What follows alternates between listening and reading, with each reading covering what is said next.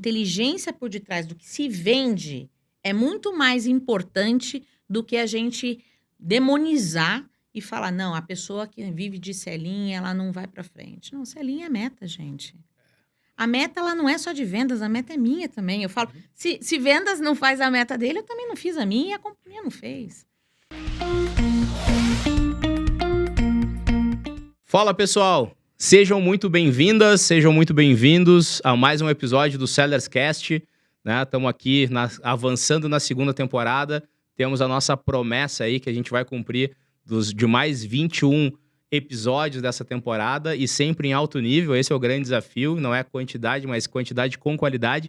E a gente está se esforçando e trazendo cada vez convidados que vão agregar muito valor na jornada de vocês. E dessa vez não vai ser nada diferente, já adianto de antemão, vai ser um papo, né, espetacular. Né? A gente geralmente aqui, muitas vezes a gente consegue bater um papo antes, né? E, cara, a gente já deveria ter começado a gravar antes esse episódio, mas tem muita coisa boa que vai vir aqui para vocês. Antes de eu apresentar a minha convidada da vez, né, eu vou dar aqueles recados iniciais. Né? Para quem está chegando aqui pela primeira vez, eu me chamo César Duro, sou CEO e cofundador da Sellers, né? Uma plataforma que tem a visão de integração entre indústria e distribuidores, né? com visão de eficiência de vendas, aplicação de tecnologia em one-stop shop. Para quem quiser saber mais o que a gente faz, acessa lá www.sellers.com.br. Se quiser uma demonstração, pergunta lá para o nosso time que eles vão ter o maior prazer em apresentar para vocês tudo que a gente pode fazer juntos. Bom, para quem estiver chegando nesse tema aqui pelo título, pelo perfil do convidado e acreditar que esse assunto pode gerar valor para mais alguma outra pessoa, por favor, faça desse episódio, né, uma expansão de conhecimento para outra pessoa. Então, compartilha com a tua rede, né, e faça com que com esse conteúdo de alto valor chegue em muito mais pessoas.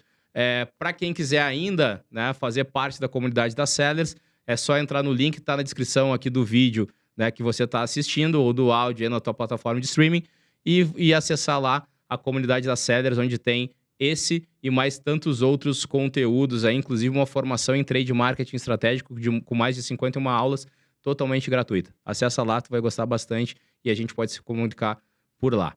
Bom, dados os primeiros recados, vamos ao que viemos, vamos ao que interessa. Primeiro, Camila, muito obrigado de coração por ter topado, por ter vindo, por ter enfrentado o trânsito de São Paulo para estar aqui com a gente, né, e conseguir bater esse papo e gerar valor aí para tantas pessoas.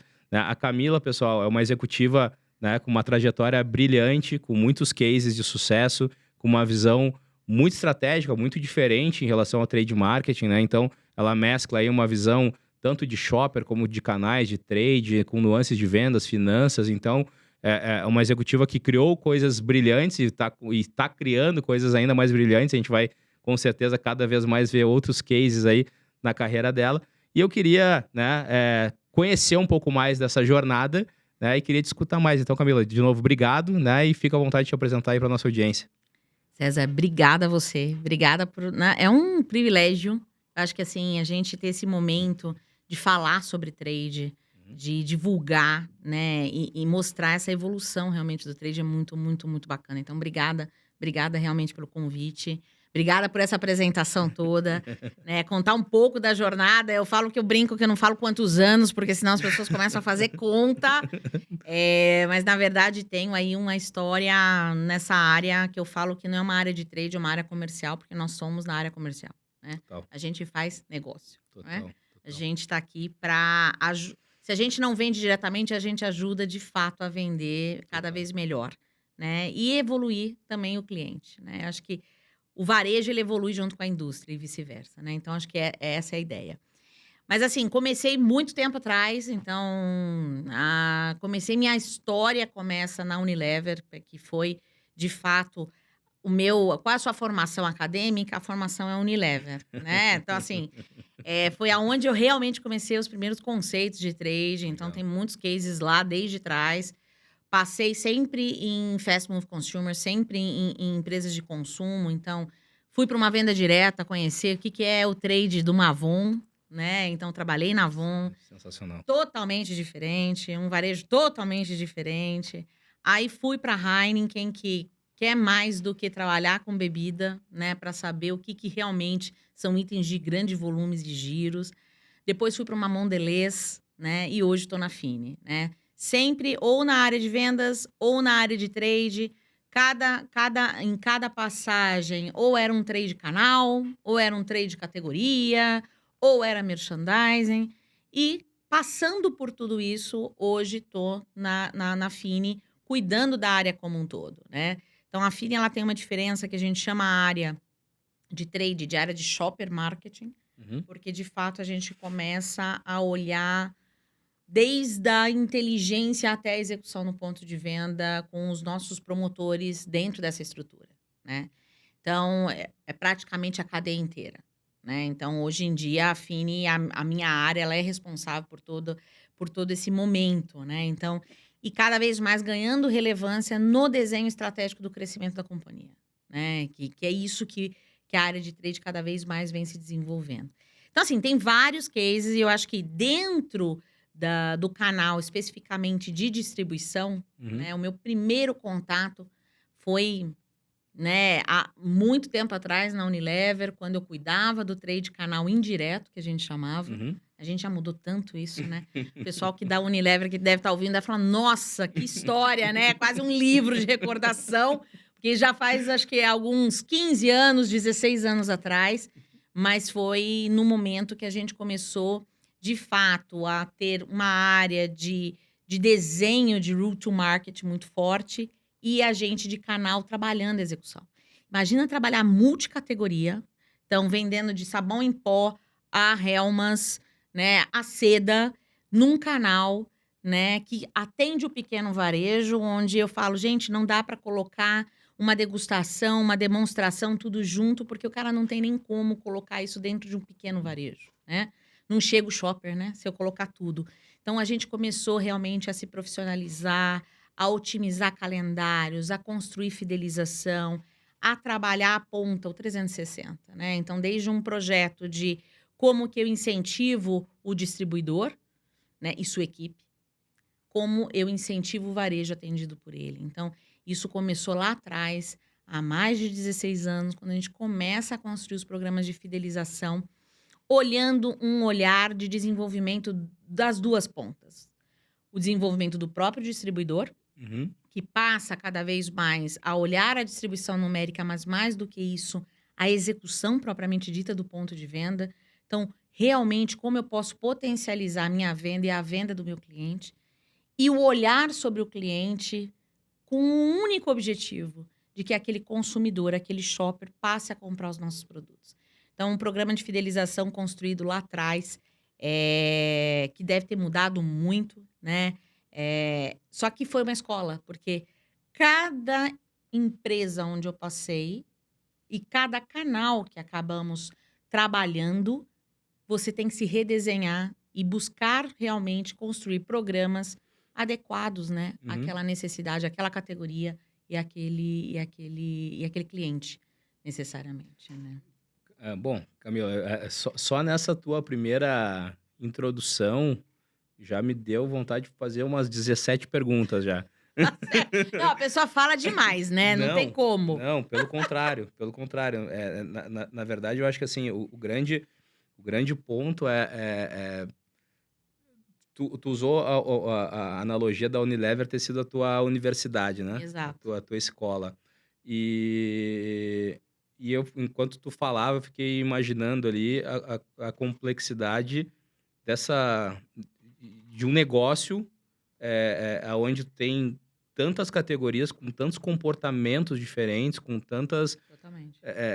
enfim, né, são N áreas cara, de sabão em pó, shampoo, passando por sorvete, então, e isso por si só deve ser uma complexidade de gestão, né, de entendimento, por óbvio, né, das nuances de cada um, do que é lista, o que não é, o que é elástico, tem elasticidade de preço, o que não tem, né, quais são as alavancas melhores para um, para outro, qual canal performa melhor, qual o mix e tal. Cara, sim, deixa eu tentar concatenar essa pergunta. Como é que isso tudo, de certa forma, moldou essa experiência, acabou moldando a tua visão profissional? Como é que isso acabou transformando essa tua visão mais holística sobre a área, né? Tenta me explicar um pouco isso que me gerou curiosidade. Não, sua pergunta é super, super pertinente, porque assim, quando dentro da minha história, né? Quando você está dentro de um trade categoria, você acaba sendo especialista numa categoria. Quando eu me vi dentro do trade canal, onde a minha especialidade deveria ser o canal de vendas, Uhum, né? Aí é que veio o pulo do gato no seguinte sentido: eu preciso entender do cliente atendido por esse canal, né? E aí entender qual é o papel que cada uma das categorias, por mais que eu entenda que uma categoria é elástica, a outra é menos elástica, a outra tem um fluxo, este entendimento como uma solução. Então, eu comecei a olhar na época, e o meu time, uma solução Unilever, naquela época, que era Unilever, uma solução Unilever para aquele varejo. Então, começaram a surgir, inclusive, mudanças de forma de execução, inclusive, combinadas. Ao ponto de a gente colocar, eu faço uma ação de compra e ganhe, onde eu trago uma solução de cesta uhum, para este uhum, shopper e para uhum, este cliente. uhum, Porque assim eu potencializava todas as categorias, trazendo uma solução de consumo. uhum, Né? Se eu trabalhasse ela de forma individual num canal, que é este canal que eu estou mencionando, uhum, o que gerava? Gerava uma quantidade e complexidade de KPIs, de espaço, de investimento, uhum, de foco, que eu poderia não trazer o objetivo final, que era o quê? Realmente com que o varejo ganhasse com aquilo. uhum, Então, era um grande desafio na época, e aí a gente tinha que, pelo menos, ter uma visão o quê? Na ponta e como eu chegava. E aí o canal, na época, nós tínhamos canais diferentes, eu tinha distribuidores diferentes. uhum, Então, eu conseguia juntar itens de alto fluxo, como home care e foods, uhum, e personal care como itens extremamente rentáveis. Então, eu trabalhava de forma integrada. uhum, Então, como se fazer isso? A pegada era entender que fazer tudo ao mesmo tempo não era possível uhum, e fazer as escolhas suficientes trazendo uma solução. Então, para mim, o pulo do gato, quando a gente criou a fidelização e entendeu que como eu chego até esse cliente, é um respeito que a gente tem que ter dentro da indústria onde a gente está trabalhando, uhum. né? Mas mais do que isso, eu consigo convencê-lo a fazer a partir do momento que eu entendo o cliente dele. Então, as soluções começaram a ser integradas. Então, a gente tinha, na época, uma solução que aquele shopper buscava naquele pequeno varejo e onde ele comprava Omo, na época, e comprava Hellmann's. Uhum, uhum, Né? uhum, E não deixamos de vender um ou outro. A gente uhum, conseguiu trazer uma solução integrada. uhum. E facilitando, inclusive, o processo de execução no ponto de venda. Total. Porque você imagina chegar a números grandíssimos de vamos implementar 100 mil displays em 2 meses, né? Como fazer isso? Como monitorar isso? Como ver o ROI disso? Então, o entendimento da categoria no olhar do shopper e do varejo, respeitando o canal de como eu chego, ou seja, a minha rota ao mercado, Uhum, foi a chave de sucesso. uhum. Então, acho que isso foi um grande aprendizado. Eu acho que é por isso que eu falo que é uma universidade, porque Total, é multicategoria, multicanais, complexo. complexo, Uhum, né? Cada categoria com seu objetivo estratégico uhum, e como que você realmente levava isso. Mas quando você entende que você trabalha para este cliente, uhum. você traz uma solução integrada e você também tem que fazer todo o processo de convencimento dentro da empresa Total, também. Porque cada categoria tem o seu objetivo, claro. né? Então, acho que esse foi o grande aprendizado. E depois, os passos que eu dei em outras empresas que eu acabei dando, Claro.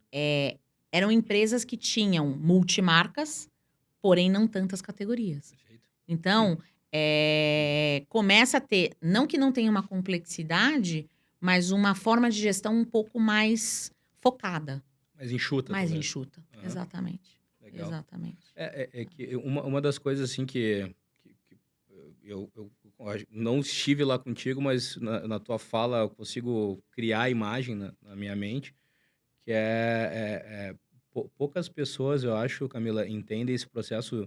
A gente até falou um pouco disso no nosso papo anterior. Uhum. Eu acho que as pessoas não entendem, primeiro, o processo de vendas com o processo analítico financeiro, né? Eu Uhum. brinco até às vezes que me parece que criminalizaram o Selim, né? Parece que agora é feio falar de Selim. Mas quando a gente começa a olhar, por exemplo, uma Unilever, uma Mondelez, né? Vocês mesmos da Fini, tantas outras empresas que já estão evoluindo nesse patamar, ou que já estão há muito tempo nesse patamar, quando a gente consegue equilibrar o mix, Uhum. equalizar essa solução, né, de uma maneira racional. Isso tudo que tu falou é raciocínio lógico na veia, né? Uhum. Uhum. Constrói isso tudo, tu consegue gerar saudabilidade para a operação para investir em marca, né? E muitas vezes tu vê um monte de empresa pequena querendo fazer barulho sem pensar em margem e depois não sabe por que não tem dinheiro para investir em marca, É isso aí, né? literalmente. E numa Unilever, cara, isso é a base do jogo, né? Exatamente. Não só numa Unilever, né? Hoje a gente, até por exemplo, na Fini, propriamente na Fini que a gente está dizendo, existem diferenças de margem, de giro, por tipo de produto, por tipo de canal. Cada produto tem a sua estratégia por detrás. Uhum, É o que eu falo, assim, o entendimento, o selim, primeiro, gente, selim é selim. uhum, Todo mundo tem meta. uhum. Né, você É pode o ter que a paga sua a conta. é o que paga a conta. Uhum. Então, assim, não existe uma mudança 100% de mentalidade de: "Ah, não, só vou falar de sellout". Não, na verdade você precisa vender para ter o sellout, certo? Então, assim, saiba vender bem. Exato. Então, o entendimento lógico de qual é o portfólio, né, é o que eu falo: "Gente, não é existe uma racionalidade, existe estudos, existem entendimentos para dizer: este portfólio que tem uma margem X, Uhum, né, com um giro Y, uhum, neste canal faz sentido, no outro não faz. uhum. E vai além, não é só por canal, é dentro do ambiente de varejo, aonde que eu coloco, né? Então, hoje, por exemplo, quando a gente fala de uma categoria que é a categoria onde eu trabalho hoje, que é uma categoria de impulso, Uhum. né? Na Como veia. trabalhei também na Mondelez, Uhum. um checkout tem um comportamento totalmente diferente do linear, né? Da gôndola, né? O shopper, ele tem um outro objetivo. Então, eu coloco tudo em todos os lugares? Não. Então, quando vendas junto com o trade traz essa solução para o varejista Uhum. e mostra para ele, eu falo que tudo para o varejo é importante ser mostrado, Uhum. porque senão fica numa ideia teórica Uhum. e não se materializa em resultado. Uhum. O que ele precisa é que o metro quadrado dele seja o mais rentável possível. Perfeito. E se a gente traz essa proposta e mostra isso e testa, Uhum. é o que eu falo, vamos testar? Uhum.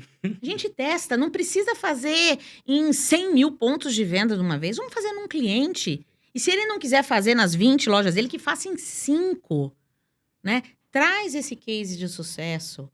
É isso que eu acho que é a chave do sucesso, né? Então, sim, a inteligência por detrás do que se vende é muito mais importante do que a gente demonizar e falar, não, a pessoa que vive de selinha, ela não vai para frente. Não, selinha é meta, gente. A meta, ela não é só de vendas, a meta é minha também. Eu falo, Uhum. se vendas não faz a meta dele, eu também não fiz a minha e a companhia não fez. Então, acho que é nesse sentido, sabe? É porque as tuas falas, elas trazem isso bastante claro, que é o seguinte: qualquer executivo, seja ele em qual grau ele estiver da jornada, seja ele um executivo de vendas, né, ou até uma diretoria e tudo mais, né, ele tem que entender duas coisas: ele tem que gerar valor para quem está pagando ele, né, ou seja, para a empresa. O que, Exato. que a empresa ela quer, qual é a estratégia dela, o que ela precisa gerar, mas ela precisa, para fazer isso acontecer, ela precisa entender a necessidade do cara lá da outra ponta. É o Com que tu acabou de certeza. falar. Metro quadrado de área de vendas. Cara, é difícil a gente escutar, é difícil a gente escutar as pessoas fazendo análise disso e apresentando para um varejista. E isso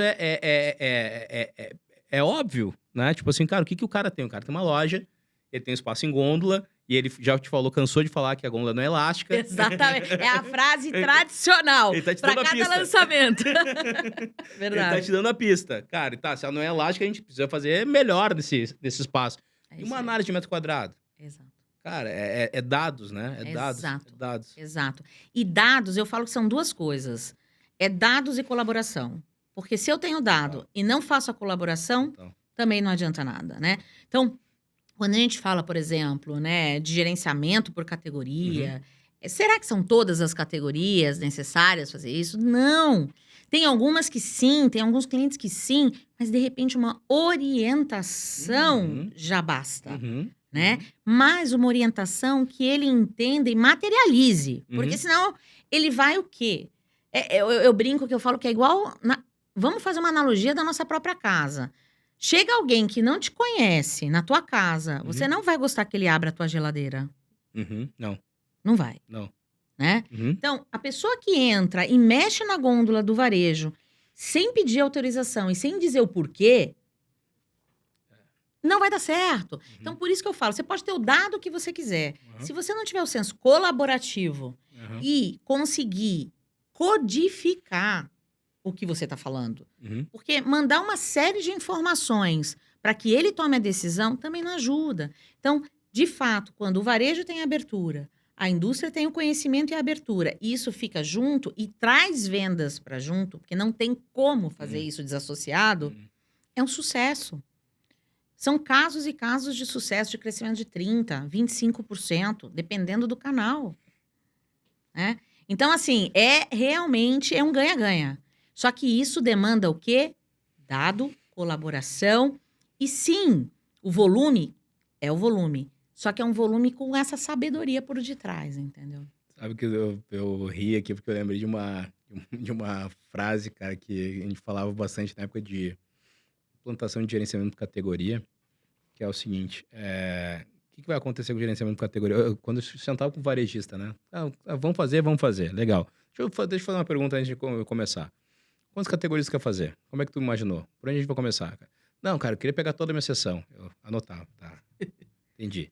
E, bom, qual a tua expectativa? Não, cara, que vocês vão trazer dados aí e a gente vai crescer X% e tudo mais. Legal. E em relação a erro, se acontecer, o que tu tá esperando? Não, mas, pô, não tem por que dar errado, né? Não, então, vamos lá. Então, agora vamos começar. Primeiro, cara, todas as categorias esquece. Não vai fazer todas as categorias. A gente pode, daqui a alguns anos, ir evoluindo e chegar a quase todas. Mas vamos lá, a gente tem que começar de uma. Segunda coisa, se tu quer fazer esse gerenciamento de categoria, esteja preparado para erro. Exato. Que a única certeza que eu te dou é que a gente vai errar. A única certeza que eu posso te dar é que a gente vai errar. Cara, porque isso aqui é teste AB na veia. A gente vai fazer teste, vai dar erro, vai dar acerto, vai dar erro, vai dar acerto. Uma hora a gente vai mais acertar do que errar, mas a gente vai errar.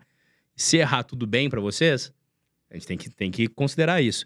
Mas o que eu falava assim, mas tudo bem, vamos lá, pra não te deixar tenso, o que em geral acontece? Como não tem nada de método aplicado aqui, tá super orgânico, a gente tá num cenário que eu chamo de mato alto. É grama alta. Cara, se tu pegar um terreno baldio, que ninguém nunca cortou a grama lá, e tu chegar lá só pedir pra alguém passar uma tesoura em cima e tirar uma foto antes e depois, vai ficar lindo. Só que em algum momento a gente vai passar a máquina de cortar grama, vai dar outro choque. Só que depois que tu passar a máquina de cortar grama bonitinha, pra dar um antes e depois com efeito, só com paisagismo. Exato. Agora, a gente tá com mato alto. Qualquer coisa que a gente for fazer vai dar resultado, mas vai dar erro também. Então, é isso. Eu acho que o trade, quando ele começa a ter essa visão orientada a dados e a maturidade também de errar, de fazer teste, de acompanhar, cara, vai dar crescimento. Exatamente. Vai dar crescimento, mas a gente tem que saber como conduzir. É isso. E tem coisa, como você mesmo disse, é o que eu falo. Testa, gente. Testa. Total. Testa. E testa é você assumir riscos calculados. Literalmente. Né? Então, é a única forma de realmente dar um passo diferente. E cada categoria tem uma evolução de mercado, né? Então, assim, eu já trabalhei com categorias que tinham penetração de lares de 95%. Imagina. E categorias com penetração de 8%. É a mesma forma de lidar? Não é a mesma forma. Tudo diferente. É tudo diferente. Então, o trade também, ele se reinventa. Você pode entender das ferramentas que um trade marketing trabalha, mas ele se ajusta à realidade de uma categoria, a uma maturidade de canal daquela empresa que você trabalha, né? Então, eu acho que esse olhar, inclusive, é o que a gente estava conversando, né, há pouco. Não só da empresa onde você trabalha, o canal que trabalha, a categoria, mas a maturidade, inclusive, da própria equipe de vendas, de fazer as coisas acontecerem junto com a maturidade de trade, né? Então, assim, o trade ele tem uma evolução. Ele não começa a ser um trade estratégico desde o dia 1. É impossível. Eu brinco que eu falo assim, até hoje, a gente muitas vezes tem que falar, gente, trade também é material de ponto de venda. Mas não é só. Mas não é só, né? Então, assim, e isso em qualquer empresa, né? Tem muitas vezes que a gente tem que resgatar isso. E para mim, nós somos uns facilitadores da estratégia. Hoje eu tenho, assim, um orgulho absurdo dentro da empresa da Fini, no seguinte sentido, o trade ele ganhou uma relevância que hoje a gente desenha como que a gente vai crescer os building blocks de crescimento da empresa. Já é... Já é meu outra Deus. coisa, né? Junto com a equipe de vendas. E a equipe de vendas fala assim, não, tamo junto, faz sentido. Então, assim, é passo a passo, Total. sabe? Não é de uma vez, não é de uma hora para outra. E exige abertura de todos os lados para que isso aconteça. Não, perfeito. Deixa eu te fazer uma pergunta. Eu já, antes do episódio, a gente faz um roteiro de algumas perguntas prévias, assim, para nortear. Mas eu já aviso, olha, cara, o papo vai indo, a gente vai indo embora, depois a gente leva o teu roteiro. Então, se o pessoal do marketing preparou isso... Saímos do roteiro! Desculpa. Não seguimos... Pessoal do marketing, não seguimos o roteiro. É orgânico, é o trade. O trade é isso, a gente vai adaptando. Mas deixa eu te fazer uma pergunta aqui que acho que é legal pra caramba, mas fala aqui da tua experiência do canal Indireto na Unilever, né? Sim. Que naquela época, né, a gente não sabe como está hoje, mas naquela época representava mais de a maior parte do faturamento da empresa, né, vamos dizer assim. Consegue nos contar, assim, em relação às estratégias que foram implementadas, desafios? Por óbvio que a gente não vai entrar em números aqui, não, a gente não faz isso em nenhum episódio, mas de uma maneira macro, assim, que tipo de estratégias, como eram essas implementações? Fala um pouquinho sobre isso. Eu acho que, assim, na época, tudo deve ter mudado Claro. muitíssimo, né? Acho que a Unilever, a cada ano, ela mudava e ela trazia sempre a inovação em tudo. Inovação em processo, inovação não só em produto. Mas, na época, acho que o grande desafio era a construção de um calendário integrado de ações que norteavam não só as ações de ponto de venda, mas todo o entendimento de condições comerciais dentro das categorias, né? Então, quando que de fato a gente acionava uma categoria como maionese, ou quando eu acionava uma categoria como Omo, né? Tô falando de marcas, não de categoria, mas assim, Claro. home care, personal care e foods completamente diferentes. Então, assim, só que isso de forma integrada, que é aquilo que eu falei antigamente, você tinha as coisas separadas. Então, um grande sucesso nesta época foi, bem, não dá para eu deixar as coisas de forma separada as comunidades de negócio. Perfeito. Eu tenho que trazer realmente uma coesão de calendário. Que hoje você fala assim, poxa, mas isso todo mundo faz hoje. Mas na época, não se fazia dessa forma. Nem todo mundo. Tá certo. Então, assim, colocou-se na pauta, e aí isso foi o que o time fez, vamos sentar e desenhar um calendário? Quando eu vou trabalhar ADs, quando eu vou trabalhar Omo, quando eu vou trabalhar Hellmann's, quando eu vou trabalhar Knorr. Agora, você imagina que a gente setou um calendário e teve um momento que as categorias falavam, não, mas eu queria estar em todos os momentos.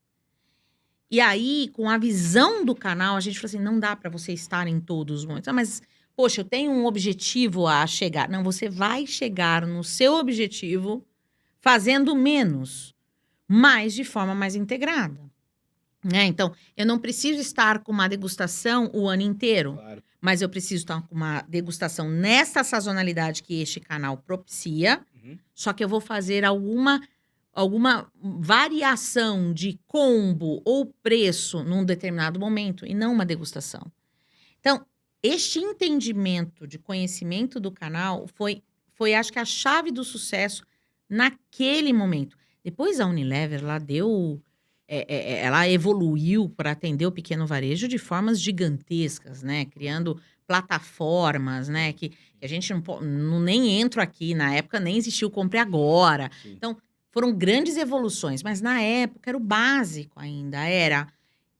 Temos muita complexidade. Como que a gente, de fato, constrói um calendário e apresenta isso de forma integrada para o distribuidor e monitora o distribuidor em fazer isso, né? Então, todos os KPIs. Então, o JBP não era só JBP com o cliente, era JBP com o distribuidor na época, tá? Então, hoje, existem outras grandes ferramentas utilizadas, mas na época foi a implementação. Eu falo que meu primeiro JBP foi na Unilever, né? Há uns 16, 17 anos atrás.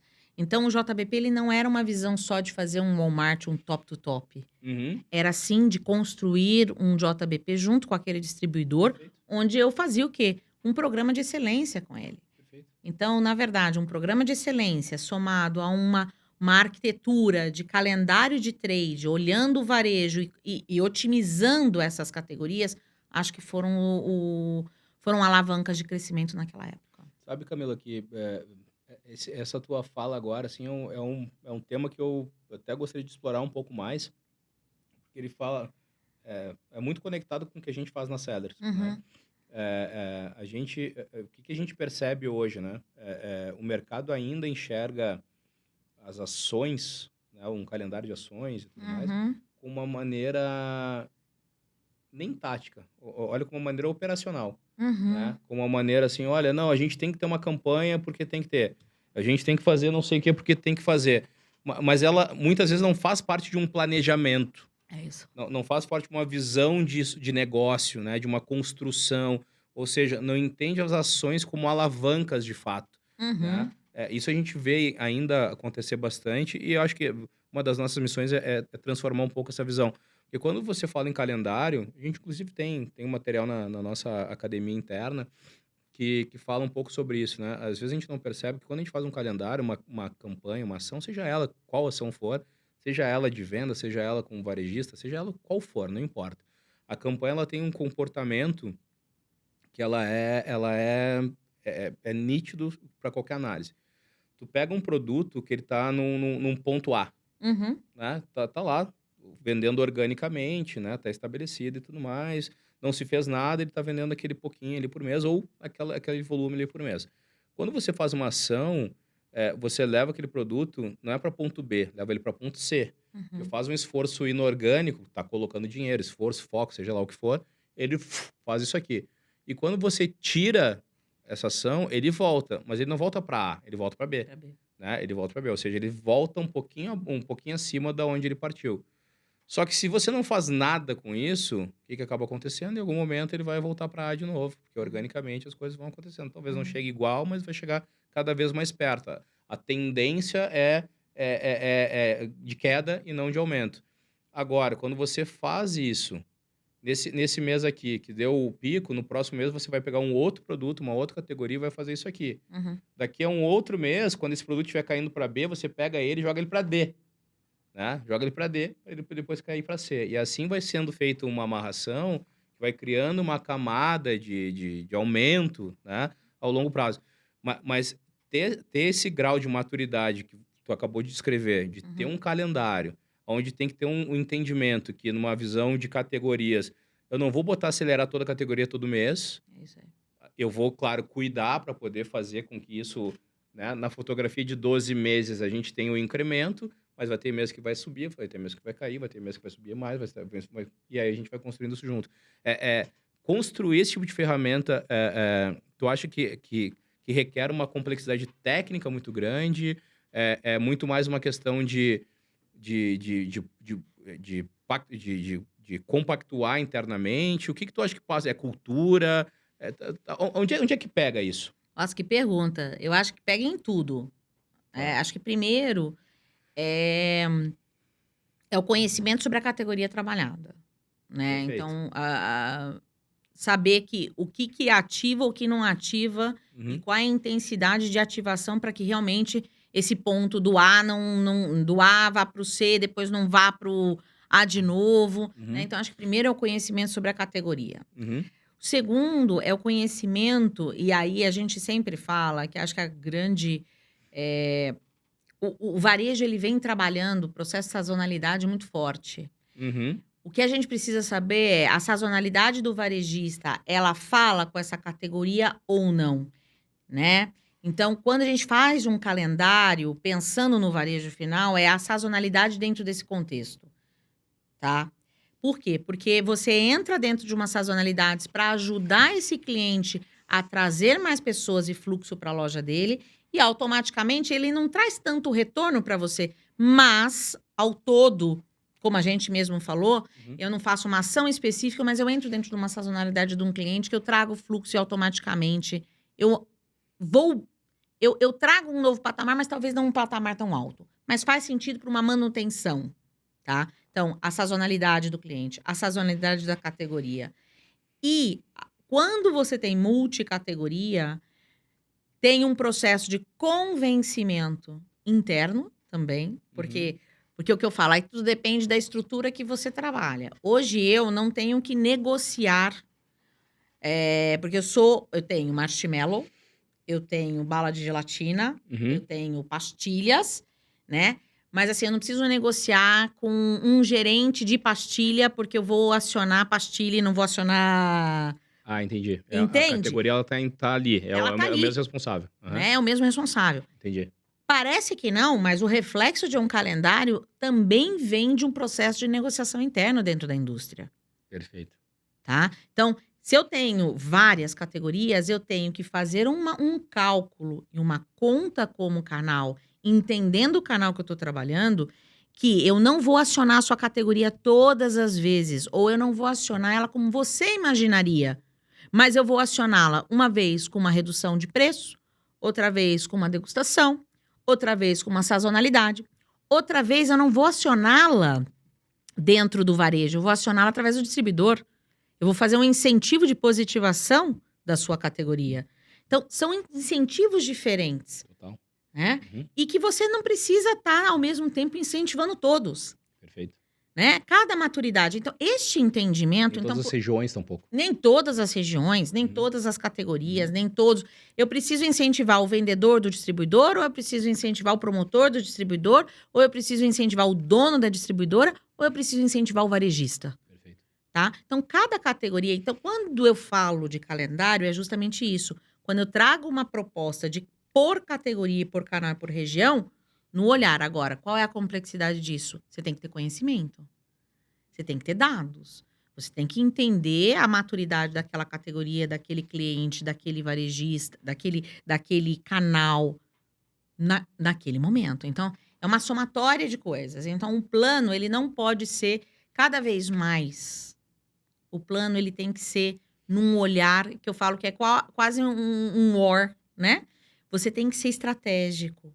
Porque se você faz igual para todas as categorias, você faz igual para todo mundo, você não vai colher a mesma intensidade, esquece. Então, por exemplo, no nosso caso como empresa, hoje, a gente está dando um próximo passo no nosso trade o ano que vem. Nosso trade, que outras empresas já existe isso, uma regionalização.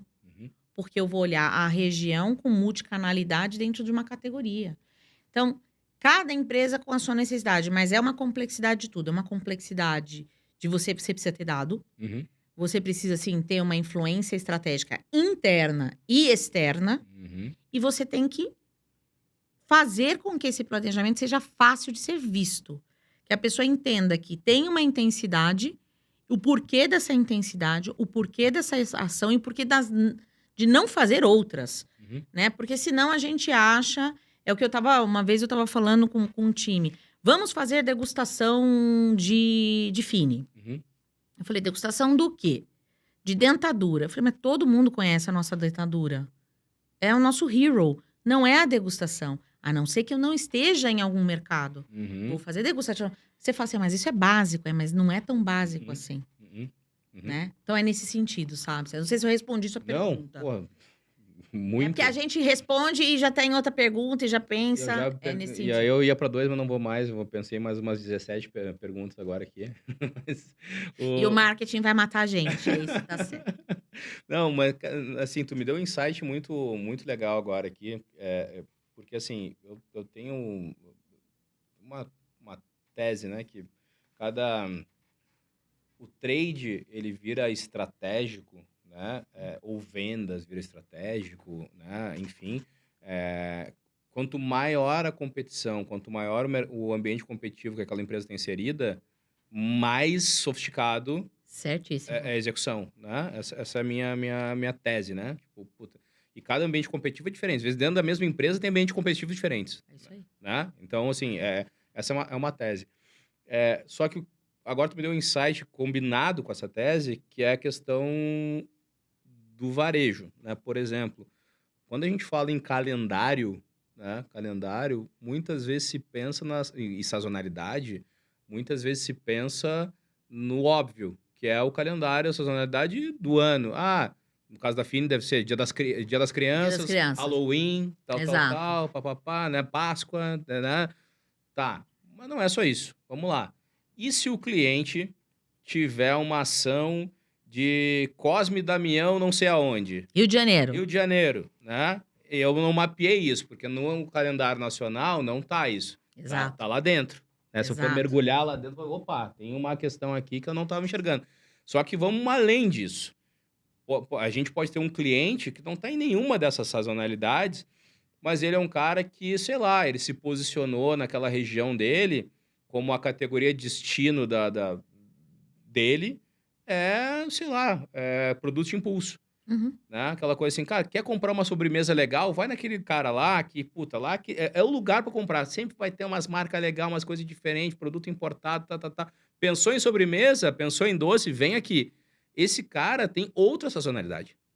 Totalmente. Então, assim, é outra camada de complexidade. Então, tem o calendário nacional, tem os calendários regionais, tem o calendário do próprio cara, que tem a ver com ações que ele possa fazer ou posicionamento que ele tenha, que são outras duas camadas.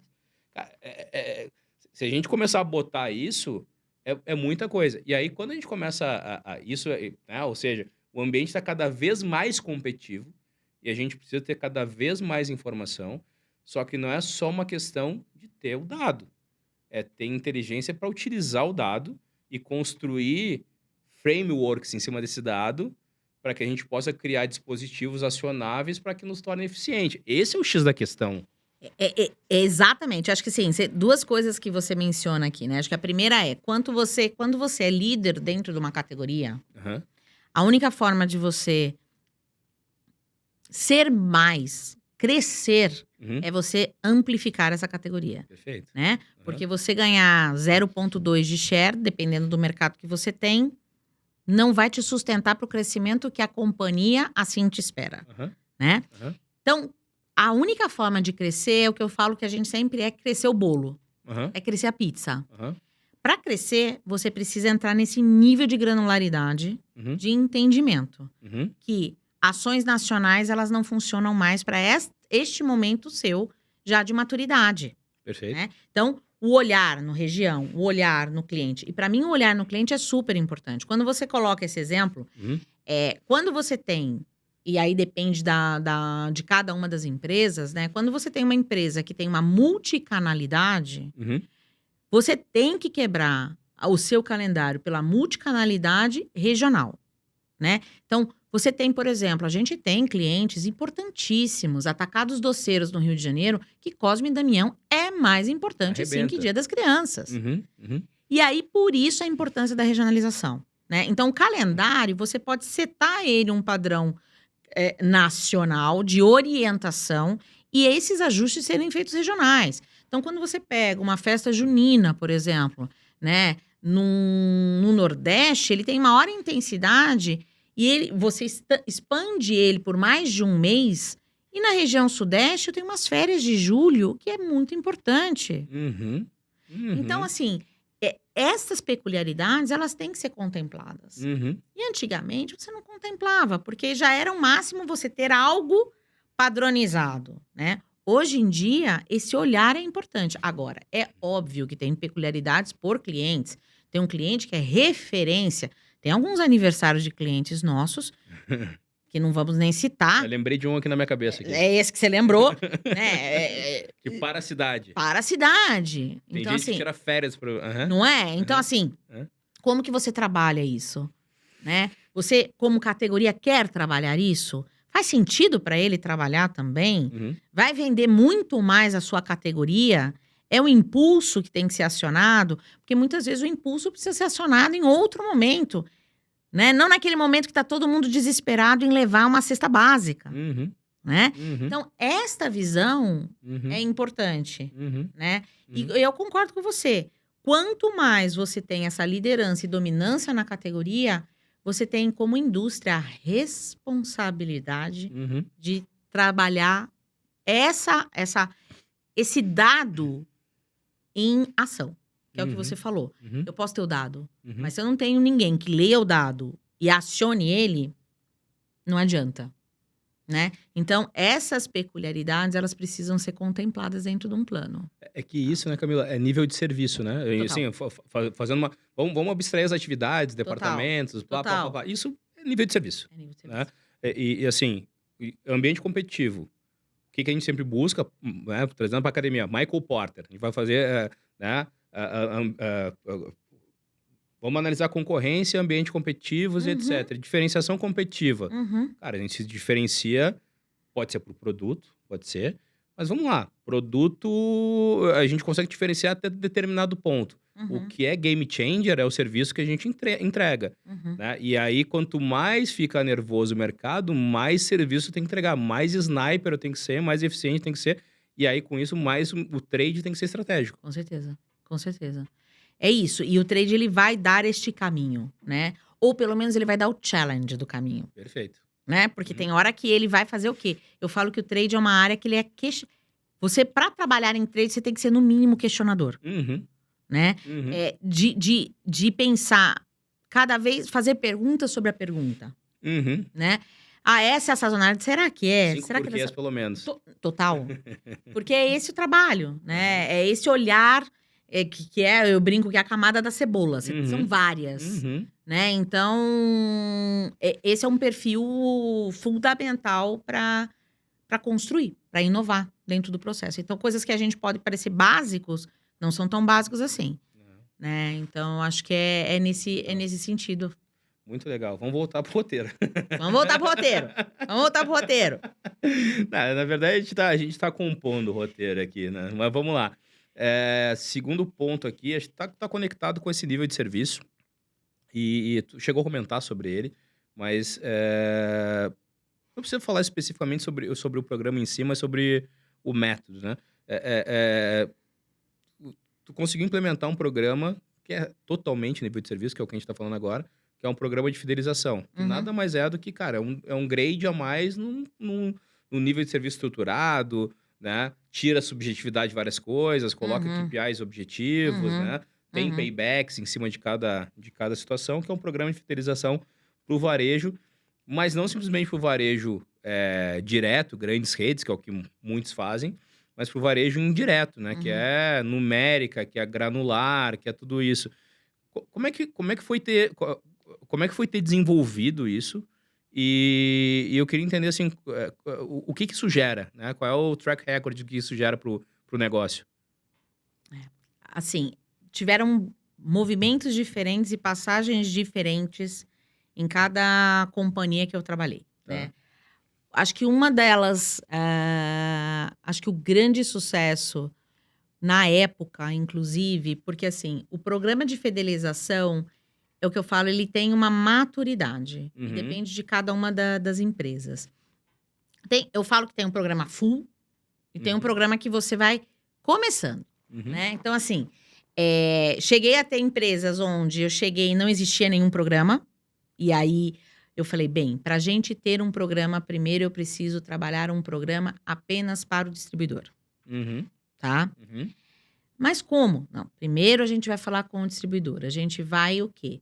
Construir os KPIs de acordo com o que a empresa assim espera. Então, se o meu KPI é distribuição numérica, se o meu KPI é uma alavanca de uma inovação, esses KPIs que eu vou construir e eu vou fazer o quê? Um incentivo para o meu vendedor do distribuidor. Perfeito. Perfeito. Então, essa é uma das pontes.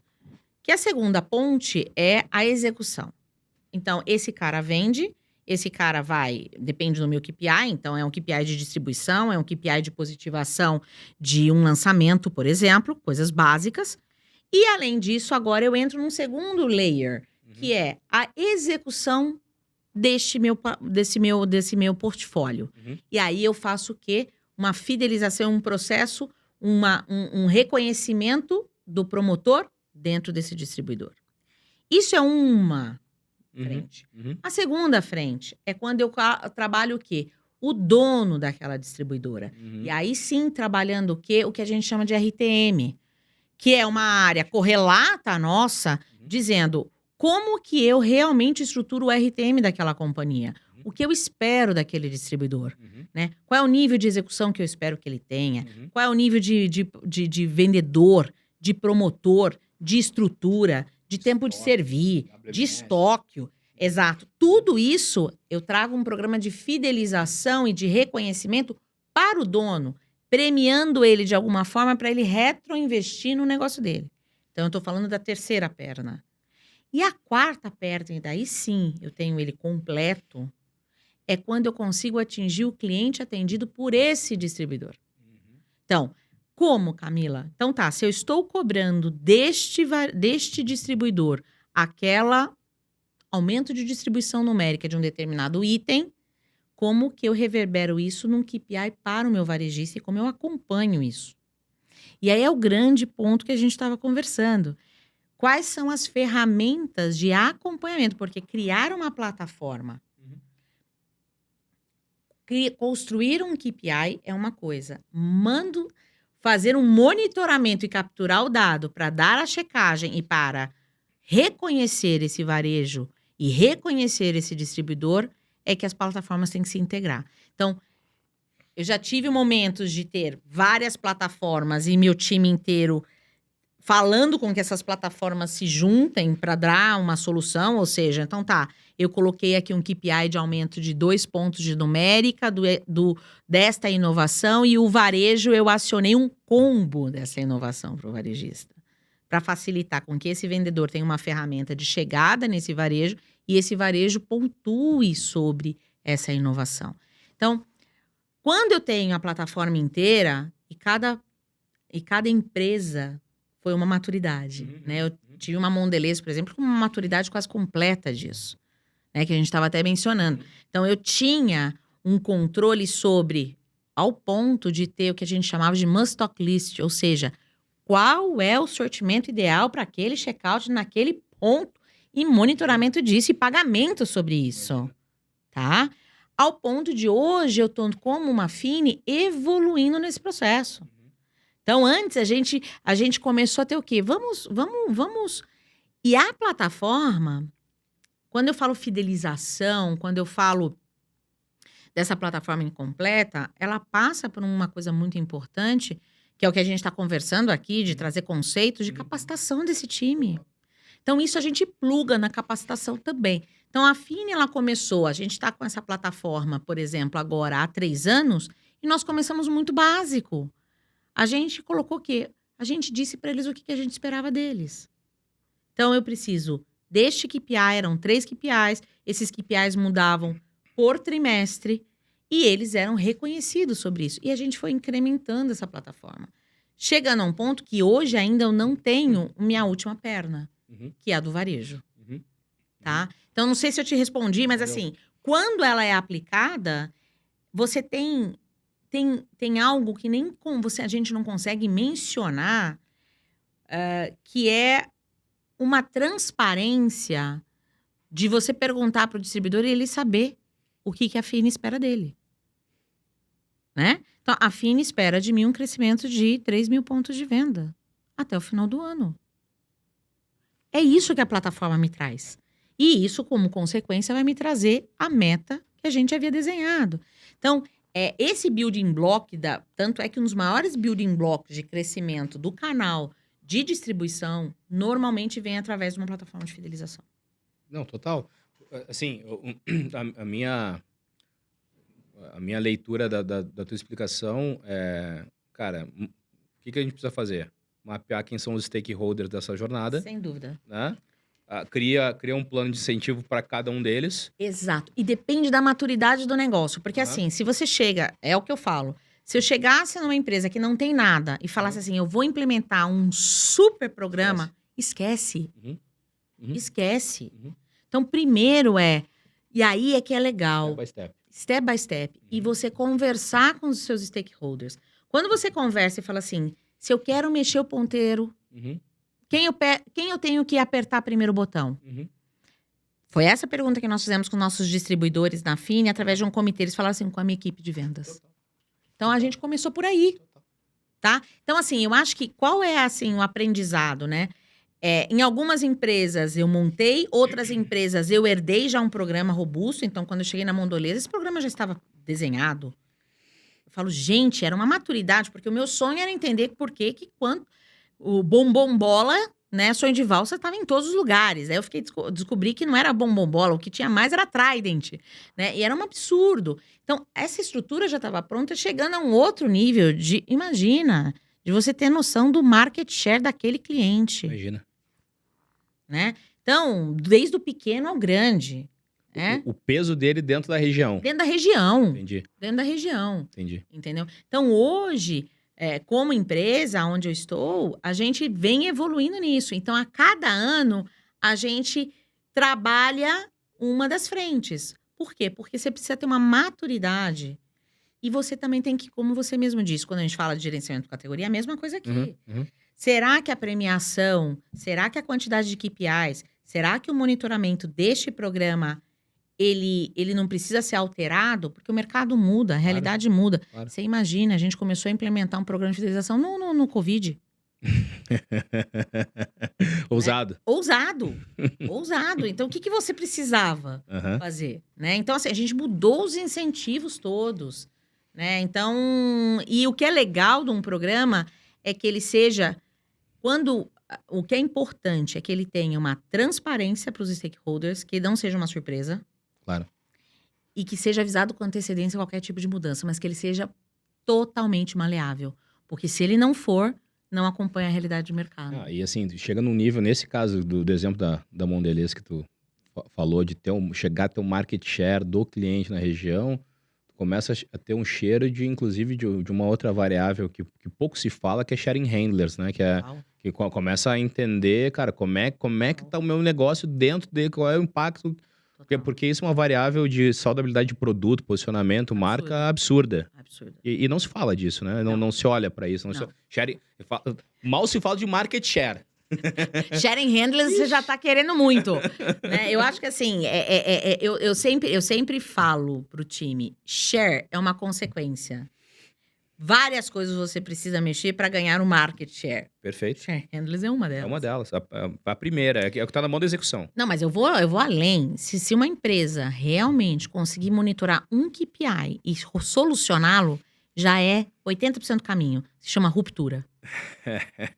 Se a pessoa... Hoje, desde a época do Covid, conversando com outras pessoas de outras empresas e conversando com o varejista, hoje o mal é a ruptura. E a ruptura, a gente falou sobre isso quando a gente estava tomando café, né? Ruptura, a gente fala ruptura. A ruptura, na verdade, ela é consequência daquela primeira aula da economia, fundamentos de economia, que é oferta e demanda. Com certeza. Cara, se tá tendo ruptura, ou tu tá errando na oferta ou errando na demanda. Uma das duas tá errando. O seu forecast tá muito mal desenhado, né? Que a gente brinca. Exato. Com certeza. Exato. Com certeza. Mas sabe, Camila, assim, primeiro, assim, eu falei que eu queria explorar esse tema porque o meu sonho, né? Meu sonho, quando eu tava lá na cadeira da indústria, era imaginar que um dia eu teria, como trade estratégico, fazendo forecast e tal, desenhando todo esse negócio, um cockpit. Tipo assim, puta, cara, eu preciso ter um cockpit, eu quero ter o dado aqui, quero fazer uma ação aqui, quero ver como o ponteiro girar e tal. E esse é o sonho grande da Sellers, né?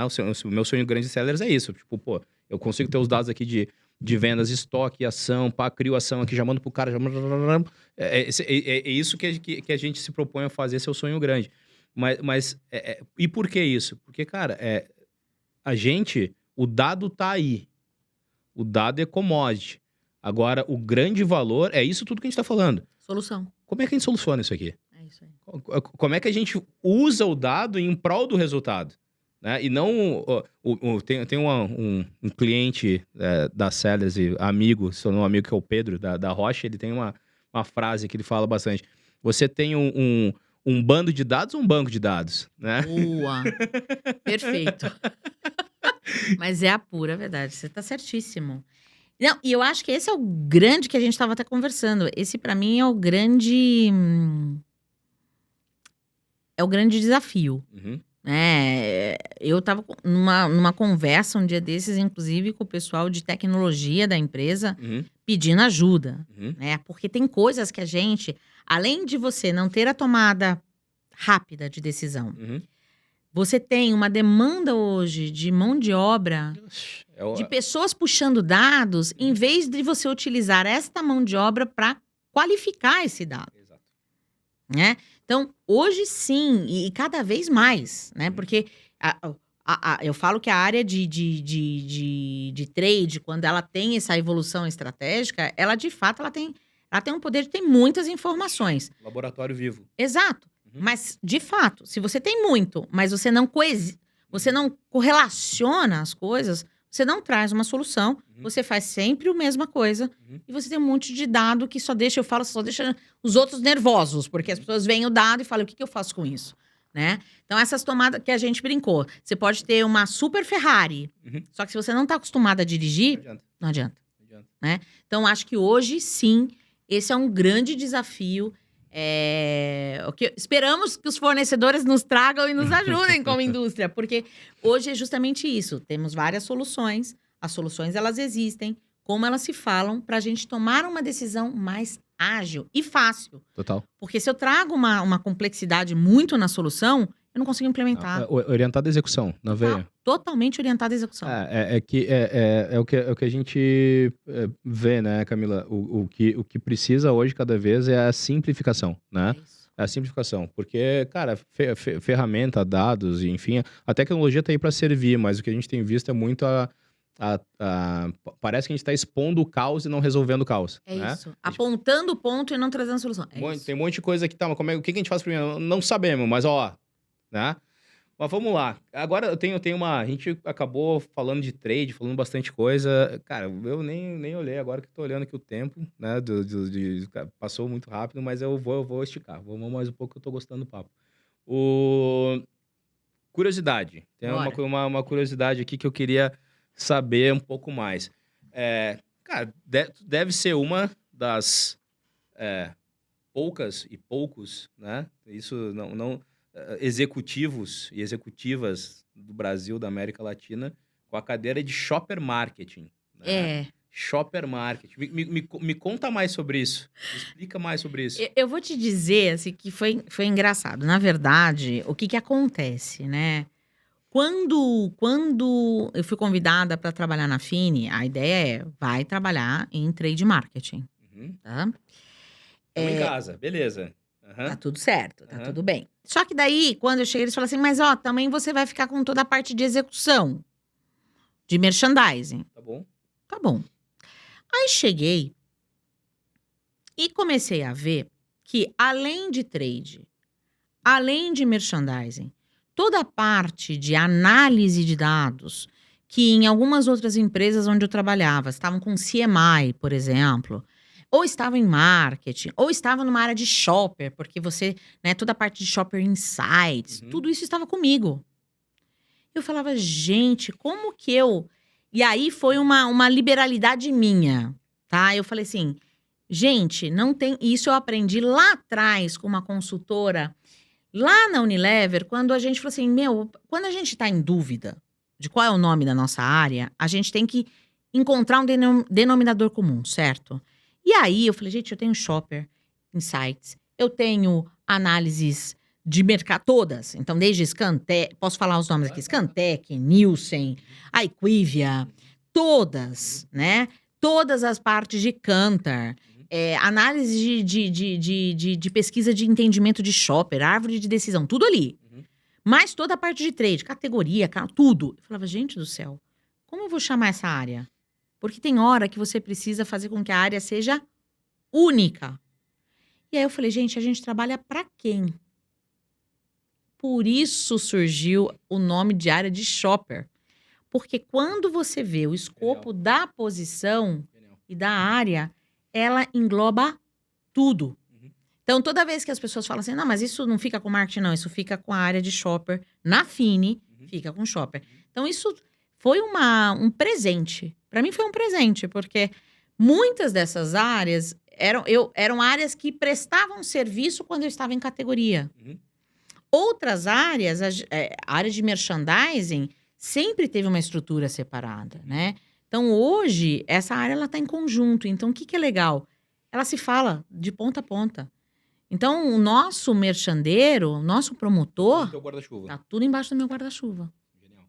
Né? E isso começou como Brasil, foi para Espanha e agora a minha área ela é uma área global. A gente deve contar nos dedos quantos executivos de shopper marketing globais existem por aí. Quantos loucos existem por aí, você quer dizer? Não, mas eu acho que assim, o que é muito, muito legal e que Isso é genial. É vibrante. É quando você... esses dias, assim, e conversando com o Manolo, que é nosso CEO, ele falou, caramba, né? A Fini, dando um exemplo da Fini... Manolo é fundador também, Manolo, né? Manolo é a terceira geração. Legal. É o nosso CEO. É meu chefe. É meu líder. Ele não é um chefe, ele é um líder. Ele é muito bacana. Legal. O que acontece? É tão diferente a categoria e a gente não sabia. Então, a empresa tem 22 anos no Brasil, 52 anos no mundo. Ela é uma empresa espanhola. E a gente foi fazer a nossa primeira, porque a área não existia lá fora. Então, isso foi um presente. Genial. O Brasil é que foi precursor. Então, isso é muito, muito legal. Né? Levei Parabéns. 2 pessoas do Brasil para lá. Então, assim, é um prazer. É um case, como a gente estava falando, é um case. Genial. E você imagina que aí a gente foi entender... Cara, quando você olha impulso, quando você pensa em tem um consumo impulso, né? Total. Então, quando você vai pôr vou dar um exemplo básico. Um display, eu não vou colocar lá na gôndola que já vai ter Fini. Eu vou ter que ir para um ponto quente ou num checkout. Quando eu penso e olho o shopper da Espanha, eu tenho que colocar um ponto extra a mais na gôndola. Por quê? Porque não é um item de impulso, é um item de compra. Que tá na cesta de compra. Uma cultura completamente diferente. Completamente diferente. A Argentina tem um pouco disso também, né? Também. Então, é um prazer. Então, quando que eu teria a chance de conhecer de tantos mercados? E Colômbia é outro mundo. Outro mundo. Mais americanizado. Total. Entendeu? Mas com preços baixos, né? Então, assim, este conhecimento é um prazer, né? É um prazer. Então, só que, de novo, o trade que nós temos hoje no Brasil pela Fini, em que estágio nós estamos aqui, ainda é diferente na Espanha, que é diferente em Latam. Então, esse desenvolvimento que é legal. E aí, aonde que ficou o celeiro da inovação? Aqui. Então, muitas vezes, os outros entram em contato para a gente ver como best practices e praticar e implementar, claro, que ajustado a cada localização, né? É uma realidade de trade diferente. É muito bacana. Parabéns, genial. É muito legal. Genial. Cara, eu já fiquei com curiosidade de fazer outros na frente para ver, e aí, como é que tá? Como é que evoluiu agora? Tem muita coisa. Conseguiu equilibrar? Exato, chegou ou não chegou? Eu digo pra você, hoje a gente tem os status, né? Então, aonde que tá... O pessoal morre de rir comigo. Ah, lá vem a Camila com o chart dela inicial, aonde tá cada um. Eu falei, sim, porque eu preciso também me lembrar. Porque você imagina... né? Tô eu aqui falando do Brasil e de repente eu tenho uma reunião na Espanha, eu não posso ter a mesma intensidade. E não significa que nós vamos chegar no mesmo lugar. Porque a realidade de varejo é completamente necessidade diferente também. Totalmente diferente. Cara, isso é genial. Totalmente diferente. Genial. E sabe que assim, pra mim faz... Imaginei que poderia ter alguma coisa nesse sentido. A gente não tinha te feito essa pergunta antes. Mas... cara, não tem. Eu até brincava isso, eu falava em convenção pro time de merchandising, né? Falava assim, cara, a parte da empresa que mais entende produto possível é o promotor. Não tenha dúvida. Entende mais que marca. Desculpa, pessoal de marketing, desculpa aí, de coração, não é ofensa, é a realidade. Coraçãozinho, né? Mas, cara, não tem. O cara tá vendo, ele tá botando, ele sabe se aumentou o giro, ele sabe se o concorrente aumentou o giro. Total. Né? Total. Por quê? Porque esse cara é o cara da companhia mais perto de quem? Do shopper. Cara, esse cara, ele é a captura dos dados para a empresa, né? A força motriz de conhecimento da empresa, se bem estruturado, se bem organizado, com data quality legal e tudo mais, é ouro. Eu digo para você o seguinte, eu tenho um orgulho dessa equipe de merchandising nossa do Brasil absurda. Eu herdei ela já muito bem estruturada, só que a gente deu uma mudança, assim, nós chegamos a um conceito de loja perfeita com esse time de merchan, que é a coisa mais linda. Quando você entra num cliente, primeiro que eles fazem parte do cliente, isso é muito legal. Total. Para mim é incrível. Quando você entra numa loja, mais do que a exposição que você tá vendo, ele chega e fala, olha, eu quero te apresentar o gerente da loja, você fala, cara... Já ganhou, deu. Já ganhou, entendeu? Já ganhou. E aí, ele chega ao cúmulo de chegar e falar assim, olha, Camila, a nota da minha loja é 8, tá? A minha nota é 8, porque tá faltando 3 gancheiras ali. Mas eu vou conseguir, tá bom? Ele sabe o porquê a loja dele é. Se a loja dele é diamante, se a loja dele é ouro, o que tá faltando, como tá faltando, por que tá faltando. E ele, melhor, ele se conecta com vendas dizendo, amigo, me ajuda, porque minha loja precisa ser uma loja ouro. Minha loja precisa ser uma loja diamante. Então, assim, qual é a execução perfeita? E isso já, de alguma forma, hoje, o nosso time já tem isso. Isso, pra mim, isso é a maior ferramenta de sellout que existe. Total. Entendeu? Não tem dúvida. E já existem estudos. Quando você não tem um promotor dentro da loja, o aumento de ruptura chega a quase a 6 pontos percentuais. É muita coisa. É muita coisa. Então, ele realmente é aquilo. Ele é o que ajuda o varejo e é o que decide. Total. Quantas histórias, quando você conversa com o promotor, eles não trazem do shopper? Muitas. Do shopper, um monte. Um monte. Né? Então, assim, é um time super, super engajado no Brasil e a gente começa a ter times diferentes de merchan, porque também tem realidades diferentes fora do país. Sabe que eu tenho uma escalinha, assim, que uma vez eu estruturei, assim, fazendo por observação, e aí depois a gente criou uma política de carreira em cima dessa escalinha. Que era o seguinte, o promotor júnior, a gente chamava ele de repositor, né? O cara tá chegando ali, tá... Punha o produto. Aí o pleno, né, o próxima fase era promotor de fato, que ele já botava o produto, já pensava em precificação e tal, já tinha um olhar ali um pouco de guia de execução e por aí vai.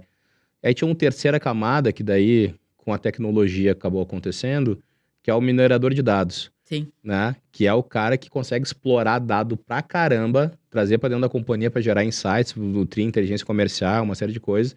E o quarto cara, que é o cara que tá pronto para ser promovido, é o agente sellout, né? Então, é a escadinha, né? Ele vai fazendo isso, ele começa a gerar dados, depois ele começa a aplicar o dado e aí começa a influenciar na venda. E aí ele tá pronto para ser, provavelmente, um dos melhores vendedores do futuro da empresa, né? Porque esse cara que conheceu o chão de loja vai ser um cara que vai conseguir olhar para a gôndola e falar assim, cara, qual é o mix que eu vou botar aqui? Gente, não tenha dúvida. É outro nível. Não, é outro nível.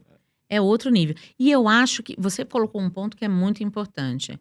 E eu ainda acho que a gente tem muito a desenvolver. Eu já trabalhei com equipes de merchan, acho que é a minha segunda vez com a equipe de merchan. Eu já tive um grande prazer de, na época da Unilever, saio de licença maternidade, volto, e a gente veio com um grande projeto na época, que se chamava Vuvuzela. Olha aí, da Copa? Da Copa, E era porque também a gente trouxe na época, que não existia no Brasil naquela época, e hoje já existe, né? Alguém que nos ajudasse a capturar dado de execução. Então a gente trouxe um provedor na época, eu falando espanhol, um fornecedor da África do Sul, tá? Para nos ajudar não só a ter informação, mas criar um perfil e toda essa parte de São sucessão. WPP essa turma. Você entendeu? Aham. Então, a gente começou... A Unilever, naquela época, ela tomou a decisão de estar 100% com o time próprio. Uhum. Porque sempre tem aquela... Uhum. Tem um time próprio ou não tem um time próprio, né? Uhum.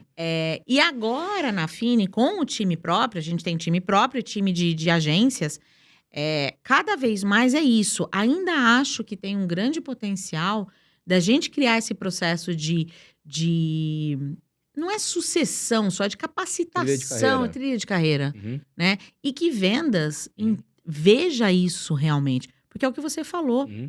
né? São pessoas que conhecem de sortimento, Uhum. conhecem do produto, Uhum. conhecem de chão de loja Uhum. e são pessoas super preparadas para dar essa guinada na área comercial, sem dúvida nenhuma. Assim como os profissionais que estão dentro de um trade de vendas, né?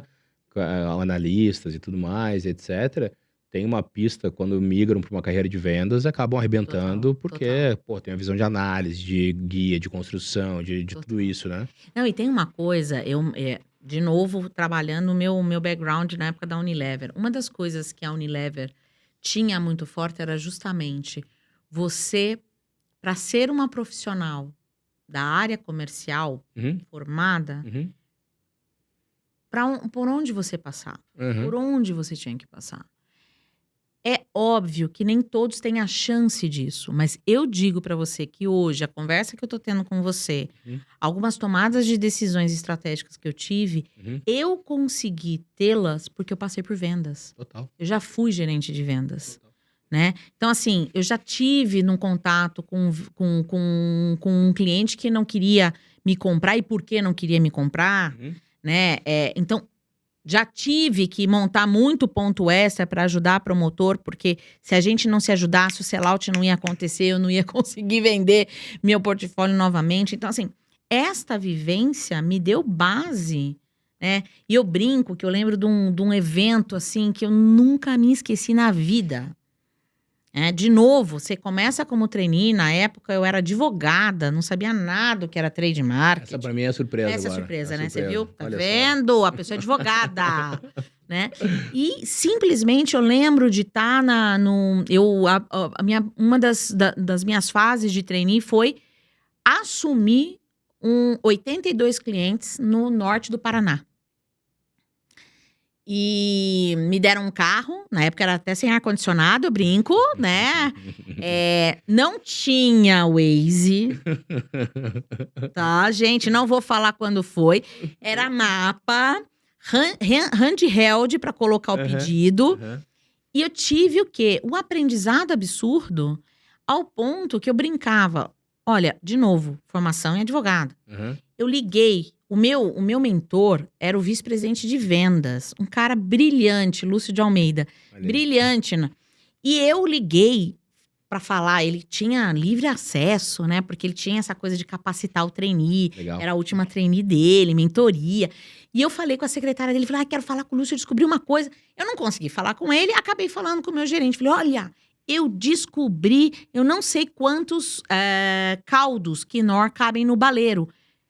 Mas eu sei que eu consigo vender mais se eu colocar mais baleiro. Olha, você fala assim, nossa, é óbvio, né? Mas eu era advogada, vamos lembrar. Uhum. Aí, o gerente ficou super feliz e quis lá falar pro Lúcio. Olha, a Camila, manda um recado pra ela. Ela não sabe quanto cabe no baleiro? Não sabe. Conta. Fala pra ela abrir a caixa e abastecer o baleiro. Uhum. Imagina, porreta, abri a caixa, contei a quantidade, liguei, falei, quero dizer quanto cabe, quanto eu vendi a mais. Mas é isso, é a vivência. É isso. É a vivência, né? Então isso te forma. Uhum. E eu acho que cada vez mais um profissional que tende... Se me falam assim, Camila, você... Que tipo de profissional que você é? Eu sou uma profissional que trabalha na área comercial de uma empresa. É isso. É isso. É isso. Assim... Cara, eu queria ficar mais tempo. A gente tá... Estouradaço. Estourado não, porque a gente não tem uma meta, né? Mas gostei demais, tá? Gostei Obrigada demais, a você. Camila. Gostei demais. Obrigada. Papo animal, a gente podia ficar... Já vamos pensar no próximo episódio aí pra gente Tamo junto. explorar mais aí. Gostei demais. Pra fechar, Camila, Eu tô muito alinhado com a tua visão, 100%. 100%. 100%. Eu tô muito conectado nisso. Acho que trade é vendas, né? Muitas, às vezes as pessoas mandam no Instagram, lá no YouTube. Pô, cara, legal, né? Vocês são plataforma de vendas, sellers, né? Sellers, né? De vendas. Mas vocês falam bastante de trade. A gente não fala de qualquer trade, né? A gente fala de um trade orientado a A vendas. vendas. É um trade estratégico, né? É um trade que mexe o ponteiro da companhia, né? É isso que a gente fala, é isso que a gente fala aqui. Cara, isso tem total conexão. Trade e venda são simbióticos. Total. Né? Queria deixar uma pergunta, assim, uma última pergunta, que eu acho que, assim, pô, tem uma jornada brilhante, um conhecimento espetacular, e tenho certeza que muitas pessoas que estão nos escutando aqui estão lá, né? Ou talvez algumas até formados em direito, que foram para vendas. E que querem saber o que tu daria de conselho, assim, né? Cara, quero evoluir, gostei disso, me identifiquei, quero evoluir cada vez mais, ou já tô na área comercial, já tô em trade, e eu quero continuar a jornada, quero expandir meu conhecimento, quero crescer na carreira. O que tu entende, assim, que conselho tu daria para as pessoas que estão entrando, né, nesse mercado, e o que tu entende de tendência daqui para frente na carreira? Ok.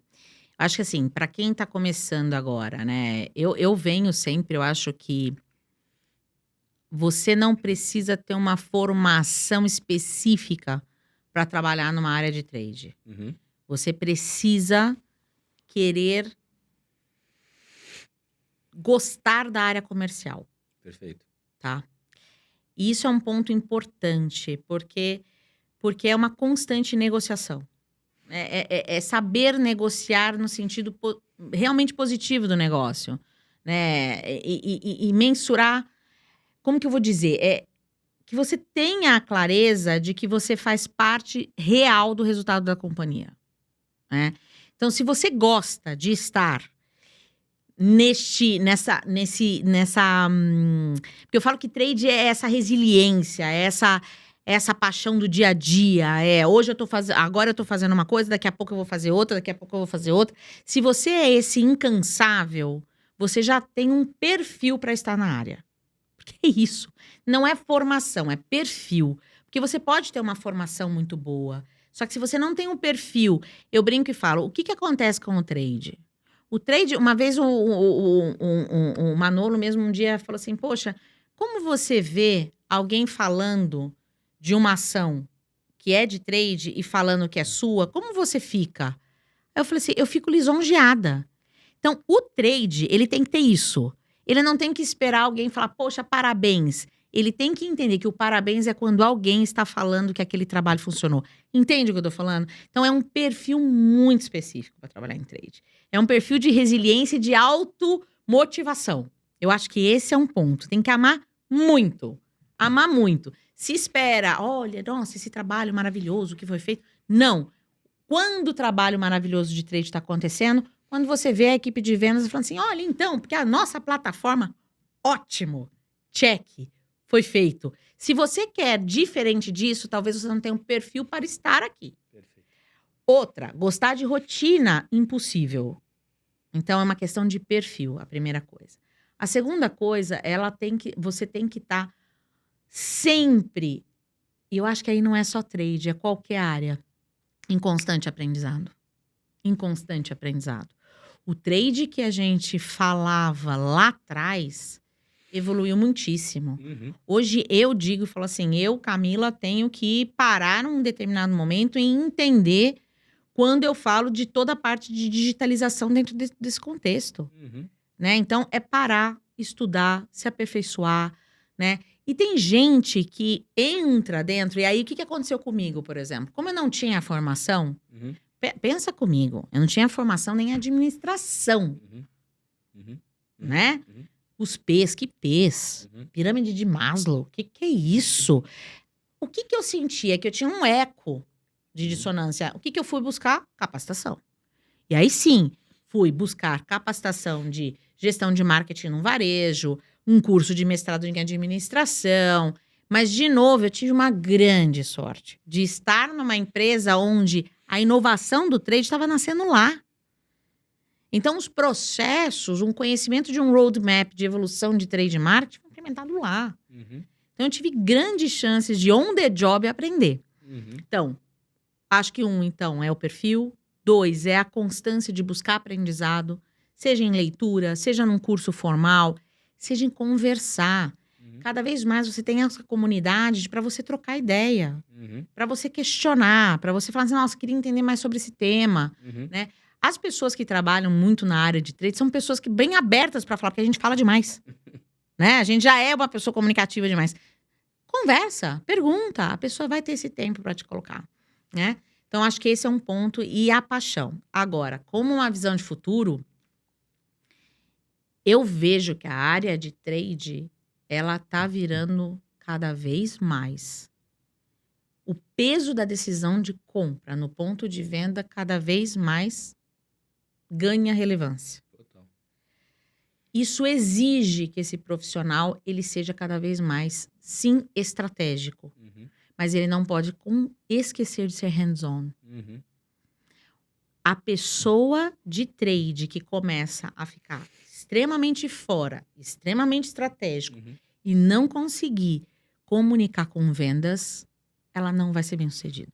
Então, uma visão de futuro é, sim, o aperfeiçoamento, sim, o ganho de relevância. Essa área ela tem sido uma área extremamente procurada, só que não esqueça das suas origens. Não esqueça. Você pode desenvolver qualquer ferramenta. Se você não tiver o seu tino comercial, você não vai conseguir implementar absolutamente nada daquilo que você está desenhando. Então, acho que é isso. Não estou trazendo muita inteligência por detrás de visão futurista, porque tem hora que a gente pensa muito e esquece a raiz, que é fazer negócio. Genial. É isso. Genial. É Camila, isso. Camila, de novo, assim, a gente podia ficar batendo papo, a gente podia pedir mais uma coisa para comer aqui, ficar batendo papo e ir embora Obrigada. fácil. Cara, foi muito legal mesmo. Obrigada. Acho que o perfil de trade reforça, né? Acho que isso é... O que a gente está fazendo aqui é trade, porque a gente está compartilhando informação, É isso. né? O trade, ele tem um perfil explorador, né? Total. Explorador, quero saber, quero entender, quero testar. Um pouco intraempreendedor, porque ele acaba botando projetos e querendo. E é um cara que é orientado a resultado, né? Totalmente. Cara, se o resultado fechou, independente de quem, então o resultado aconteceu. É nosso. É nosso, né? É isso. Exatamente isso. Sensacional. Exatamente isso. E agora, complementando, follow the money, né? Ou seja, cara, não esquece que o dinheiro tá lá no ponto de venda. E bastante. E bastante. E bastante. Cada vez mais. Né? E dentro assim, conversando cada vez mais, essa importância do trade no investimento dentro das empresas, vem chegando aí, conversando com alguns colegas aí, um aumento quase de 5%. Imagina. Desse aumento. Né? Então, é muito dinheiro investido. E para isso, você tem que saber gastar bem. Manejar bem. Boa. Tá bom? Camila, bom, primeiro, mais uma vez, obrigado demais por ter participado, por ter compartilhado a tua experiência. Cara, eu tive uma porrada de insights aqui no meio. Se tivesse tempo, teria mais umas 10 perguntas fáceis aqui pra gente bater. Obrigada, César. Vamos marcar outras no futuro. E queria deixar o espaço aí pra gente poder, né, enfim, né, mandar um recado final pra nossa audiência. Se alguém quiser te procurar, como é que faz para te achar também pelas redes sociais, enfim, LinkedIn? Bacana. Não, acho que primeiro, César, obrigada por essa abertura. Acho que obrigada por esse movimento, porque cada vez mais acho que essa troca, né, é muito válida, é muito importante. Teve uma vez que uma pessoa falou assim, Camila, que legal, porque uma coisa é você ouvir alguém que já estava numa grande empresa e as coisas estavam andando. Muitas vezes a gente quer começar algo do zero como começa, né? Então, acho que é muito bacana essa troca. E eu acho que para todo mundo, eu quero agradecer, me deixar aberta a qualquer dúvida que tenham, qualquer pergunta que tenham. Acho que depois, vai na descrição do vídeo. Na descrição do vídeo, o meu LinkedIn, o meu Instagram. Por favor, entre em contato. Tô super aberta, né? Tem um time aí que também pode ajudar muito. Eu brinco com o time, não vai falar da gente, que senão... Eu falei, mas é isso mesmo, Tô falando aí de uma legião de pessoas que estão aqui junto comigo, né? Não dá pra fazer nada sozinho. Sem dúvida. E que pode contar comigo para qualquer coisa, qualquer dúvida, qualquer outro ponto que queiram. Tô super à disposição. Tá bom? Perfeito. Obrigada, Muito viu? obrigado. Obrigadão. Pessoal, mais um episódio espetacular aqui do Sellers Cast. Eu sabia que ia ser assim, já avisei no início. Então quem já estava aqui no início já foi avisado. Quem chegou até o final aqui, tenho certeza que gostou. Coloca aqui os comentários no vídeo, manda pergunta que a gente faz chegar também na Camila. De novo, né? Para quem está acompanhando essa série de conteúdos aqui, sabe que a gente traz só fera aqui para compartilhar experiência, bater papo e tentar aí contribuir de alguma forma com o mercado e desenvolvimento de novas soluções, desenvolvimento da própria área também, eu acho que faz parte do nosso propósito. Bom, para quem quiser saber um pouquinho mais aí do que a gente faz na Sellers, entra lá, www.sellers.com.br, ver como a gente pode ajudar nos teus desafios. E para quem quiser ter acesso a mais conteúdos, né, e evoluir mais nessa carreira, né, a gente tem a nossa ação aí de educação completamente gratuita, que é a comunidade da Sellers. O link está na descrição aqui, né? Entra lá, te cadastre, seja muito bem-vindo. Espero que a gente troque bastante ideia por lá também, tá bom? Até o próximo Sellers Cast. Muito obrigado pela tua audiência.